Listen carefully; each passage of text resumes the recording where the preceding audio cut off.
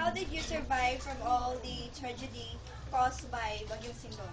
Well, one has to stay strong. If you will just stay there and then do nothing, then there will be no improvement. You have to be strong so that not only for yourself but also for your family.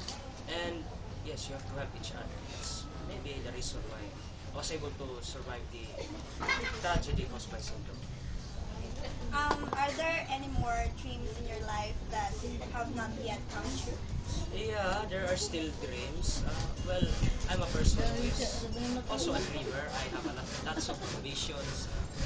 Well, I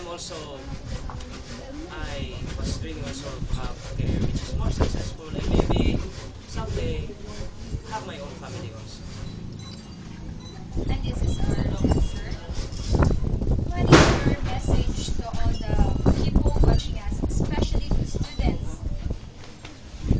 Yeah, you should do your best, exert effort, and when you do your best, when you do your exert effort, dedicate it to the Lord because everything is for the greater glory of God. Sir, this is last. Sir, Sir, is there any teachers that you fall in love, which is Uh, That someone that you can you share your experience about the tragedy that comes in your life. well, I have a lot of friends there, teachers.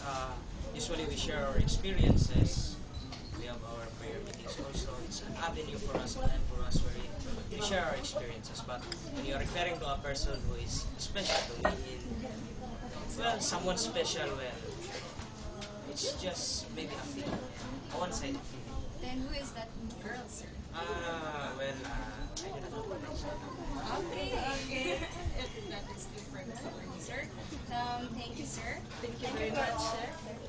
Ladies, Thank you. Beautiful ladies. students, thank you for watching the showbiz.